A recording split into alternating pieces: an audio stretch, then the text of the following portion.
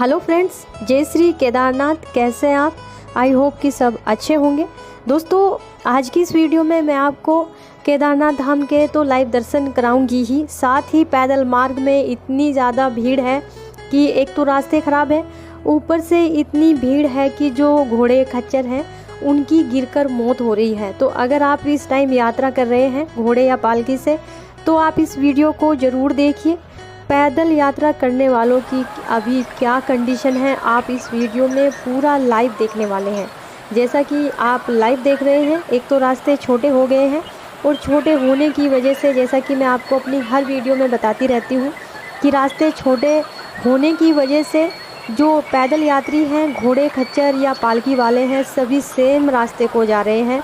लेकिन छोटा रास्ता जब से हुआ है आप देख सकते हैं कुछ ऐसी हालत हो गई है पैदल मार्ग की, क्योंकि कल से केदारनाथ में रिकॉर्ड तोड़ यात्री आ रहे हैं और सभी यात्री घोड़े पालकी पैदल आ रहे हैं, जिसकी वजह से आप देख रहे हैं कि पैदल यात्रियों को भी जाने की जगह नहीं मिल पा रही है। और दोस्तों, आगे जो घोड़े खच्चर हैं उनकी गिर के भी मौत हो रही है, क्योंकि इतनी भीड़ में अपने आप को बैलेंस बनाना बहुत ज़्यादा मुश्किल हो जाता है। जैसा कि आप देख रहे हैं छोटी निचोली से ऊपर का यह नज़ारा आप देख सकते हैं कि रास्ते जहां से बहुत ज़्यादा छोटे हो गए हैं वहां से आप देख सकते हैं कि दोनों साइड से घोड़े पालकी वाले जा रहे हैं, लेकिन जगह नहीं मिल पा रही है आने जाने के लिए।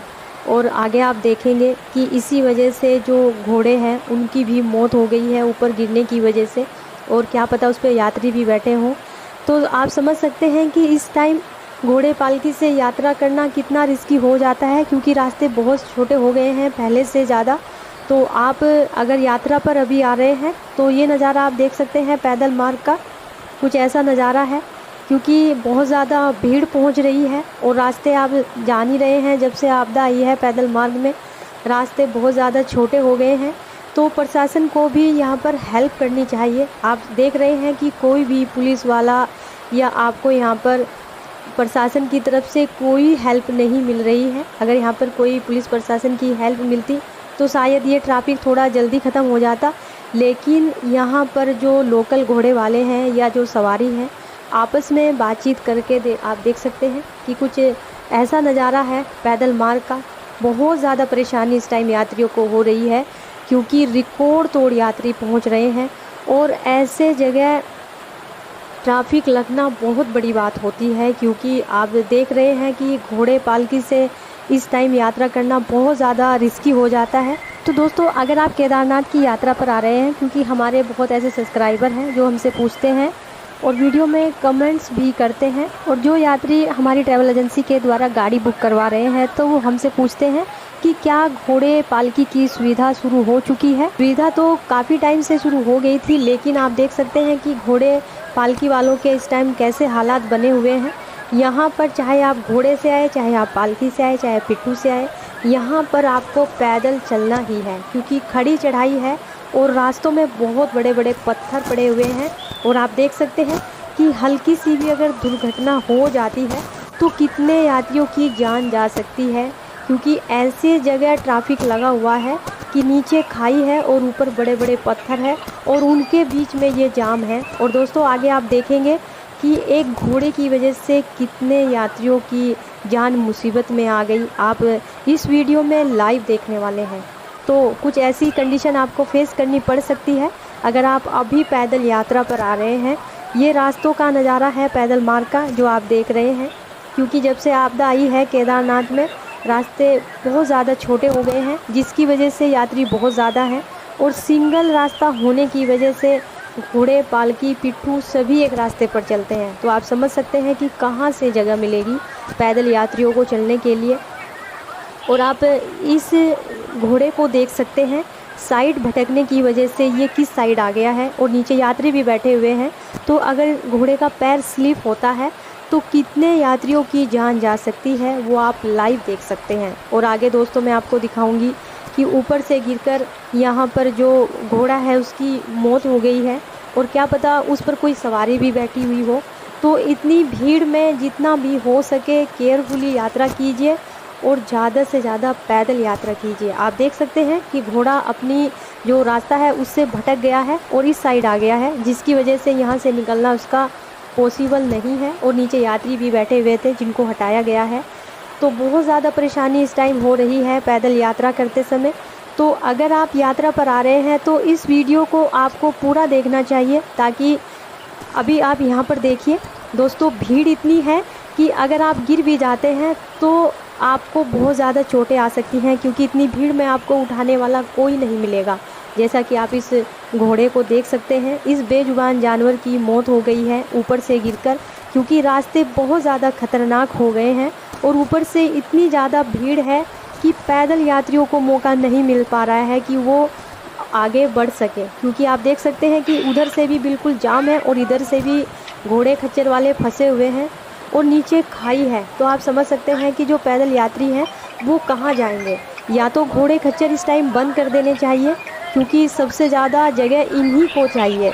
तो घोड़े खच्चर इस टाइम बंद हो जाने चाहिए, क्योंकि रास्ते अभी बहुत ज़्यादा छोटे बनाए गए हैं, उन पर पैदल ही यात्री निकल सकते हैं। तो घोड़े खच्चर कहाँ से जाएंगे।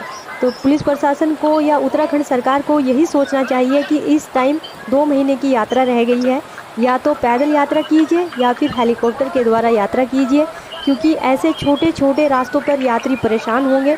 किसी को चोट भी लग सकती है, किसी की मृत्यु भी हो सकती है।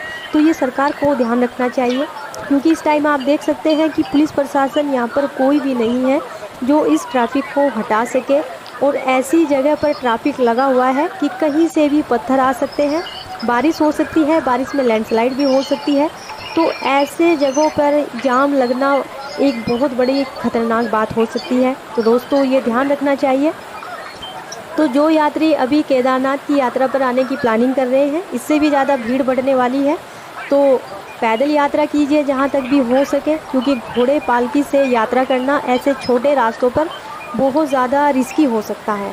और दोस्तों जैसा मैं आपको अपनी हर वीडियो में बताती रहती हूँ कि हरिद्वार ऋषिकेश से बेस्ट सर्विस प्रोवाइड करते हैं हम गाड़ियों की। अगर आप यात्रा पर आ रहे हैं 2 धाम या 4 धाम की, तो दिए गए नंबर पर कॉल करके अपने लिए गाड़ी बुक करवा सकते हैं। और अगर ज़्यादा जानकारी चाहिए आपको तो पूरी जानकारी आप कॉल करके हमसे ले सकते हैं। पैकेज भी देते हैं हम 2 धाम या 4 धाम का, अगर आपको लेना है और उसमें क्या क्या फैसिलिटी यात्रियों को दी जाती है उसकी पूरी जानकारी आप घर बैठे हुए ले सकते हैं। और आप पैदल मार्ग का मैं आपको वीडियो इसलिए दिखा रही हूँ कि अगर आप पैदल यात्रा कर रहे हैं तो आप घोड़े पालकी से बिल्कुल भी यात्रा मत कीजिए, क्योंकि बहुत सारी ऐसी जगह आएंगी जहाँ पर घोड़े पालकी वाले आपको उतार देंगे। क्योंकि बहुत ज़्यादा ऐसे खतरनाक रास्ते जगह जगह बन गए हैं जहाँ पर घोड़े पालकी से जाना बिल्कुल भी पॉसिबल नहीं है। तो आप पैदल यात्रा कीजिए जितना भी हो सके, क्योंकि पैदल यात्री कहीं को भी निकल जाता है। और अगर आप घोड़े पालकी से यात्रा करेंगे तो घोड़े पालकी वाले भी आपको उसी टाइम पहुंचाएंगे जिस टाइम आप पैदल जा सकते हैं। तो कोई भी बेनिफिट नहीं है आपको अगर आप घोड़े पालकी से यात्रा करते हैं, क्योंकि सबसे ज़्यादा जाम में वही फंसते हैं जो घोड़े पालकी से इस टाइम यात्रा कर रहे हैं। तो बाकी की आप देख सकते हैं कि केदारनाथ पैदल मार्ग का कुछ ऐसा नज़ारा था जो अभी आपने इस वीडियो में देखा। और बाकी दोस्तों केदारनाथ धाम में हर रोज़ शाम को ज़रूर बारिश होती है। ठंड भी बारिश होने की वजह से वहाँ पर बढ़ चुकी है। तो गर्म कपड़े साथ लेकर आइए और मेडिसिन वगैरह अपनी साथ लेकर आइए, क्योंकि इतनी भीड़ में ऑक्सीजन की कमी यात्रियों को ज़रूर हो सकती है। तो ज़रूर साथ लेकर आइए। और अगर आपकी कहीं से कोई भी मेडिसिन चल रही है तो उस मेडिकल का आप अपना जो सर्टिफिकेट होता है वो साथ लेकर आइए और अपनी मेडिसिन भी ज़रूर साथ रखिए, क्योंकि भीड़ अभी आपने देखी रास्तों की कितनी मुश्किल से पैदल यात्री ही निकल रहे हैं। तो इसीलिए आपको ऑक्सीजन की कमी ज़रूर हो सकती है, चक्कर भी आ सकते हैं और थकावट भी आपको ज़रूर होगी, क्योंकि ऊपर खड़ी चढ़ाई पर जाकर ये जाम लगता है। और आप समझ सकते हैं कि बड़े बड़े पत्थरों से आपको पैदल निकलना पड़ेगा। तो तबीयत आपकी ख़राब हो सकती है और हो भी रही है, यात्रियों की वहाँ पर तबीयत ख़राब हो रही है ठंड की वजह से और जो इतनी चढ़ाई करके आते हैं उसकी वजह से भी। तो अगर आप आने वाले कुछ दिनों में यात्रा पर आने वाले हैं तो चलने की अभी से प्रैक्टिस कर सकते हैं, क्योंकि आप सभी जानते हैं कि जब से आपदा आई है तब से 21 किलोमीटर की ट्रैकिंग आपको 28 या 30 किलोमीटर की लगेगी, क्योंकि घूम के जाना पड़ रहा है। इसलिए आप अभी से प्रैक्टिस करें चलने की। 2-3 किलोमीटर आप ज़रूर चलें सुबह शाम, ताकि आपके जो पैर हैं वो मजबूत रह सके और आप जब यात्रा पर आए तो कंफर्टेबल फील करें। तो अभी से प्रैक्टिस कर सकते हैं आप। बाकी आप केदारनाथ धाम का जो वेदर है उसको चेक कर सकते हैं, क्योंकि हर रोज़ यहाँ पर बारिश हो रही है, तो बारिश की वजह से ठंड भी बहुत ज़्यादा बढ़ चुकी है। इसीलिए दोस्तों आप पूरी तैयारी के साथ केदारनाथ की यात्रा पर आइए, क्योंकि सबसे बड़ी जो यात्रा मानी जाती है वो केदारनाथ की है, क्योंकि सबसे ज़्यादा चढ़ाई केदारनाथ में ही है और सबसे ज़्यादा खतरनाक ट्रैकिंग भी केदारनाथ की ही है। इसीलिए अगर आप यात्रा पर आ रहे हैं तो पूरी तैयारी के साथ आइए। कपूर की गोलियां ज़रूर साथ रखिए, ताकि आपका जो ऑक्सीजन लेवल अगर कम हो जाता है तो उसको ये बढ़ा देती है, तो ये ज़रूर साथ रखें। और दोस्तों हल्के कपड़े साथ लेकर ज़रूर आएँ। अगर आप पैदल ट्रैक कर रहे हैं तो हल्के कपड़े ज़रूर साथ लेकर रखें, क्योंकि अगर आप हैवी सामान लेकर आएंगे तो आपको पैदल ट्रैक करने समय बहुत ज़्यादा प्रॉब्लम हो सकती है, क्योंकि ज़्यादा वेट का सामान लेकर हम चढ़ाई नहीं कर सकते, तो उसमें ज़्यादा पॉसिबल होता है कि आपकी सांस फूलने लगे। इसीलिए लाइट वेट लेकर आइए, ताकि आपको यात्रा करते समय ज़्यादा परेशानी ना हो। और जो केदारनाथ का वेदर है वो इस टाइम ऐसा बना हुआ है, और शाम को वहाँ पर हर रोज़ बारिश होती है, तो आप समझ सकते हैं कि यहाँ से 3 गुना वहाँ पर ठंड मिलेगी आपको सुबह शाम। तो आप समझ सकते हैं कि आपको अपने साथ क्या कर लेकर आना है अगर आप पैदल ट्रैक करने वाले हैं। तो जैसा मैंने आपको बताया, ज़रूरत का सामान वो ही साथ रखिए जो आपको बहुत ज़्यादा जिसकी ज़रूरत हो। बाकी आप सोनप्रयाग में अगर स्टे करते हैं तो अपना वहीं पर रूम में छोड़ सकते हैं, वहाँ से आप हल्का ही सामान लेकर ऊपर ट्रैक करें। और केदारनाथ का दोस्तों आप वेदर चेक कर सकते हैं, चारों तरफ कोहरा लगा हुआ है और बारिश का मौसम वहाँ पर 24 घंटे बना रहता है। तो अभी आप और शाम के टाइम कुछ इतनी भीड़ हो जाती है जब संध्या आरती होती है। तो दोस्तों केदारनाथ में भीड़ एक बार फिर बहुत ज़्यादा बढ़ने लगी है। तो ये लेटेस्ट वीडियो है केदारनाथ धाम की, आपको कैसी लगी, ये जानकारी आपको कैसी लगी? आई होप कि आपको पता चले कि आपको कैसे यात्रा करनी है। तो मिलते हैं एक और नई जानकारी के साथ, एक और नई वीडियो के साथ। तब तक आप अपना ख्याल रखिए और अपनों का भी। हर हर महादेव, जय श्री केदारनाथ।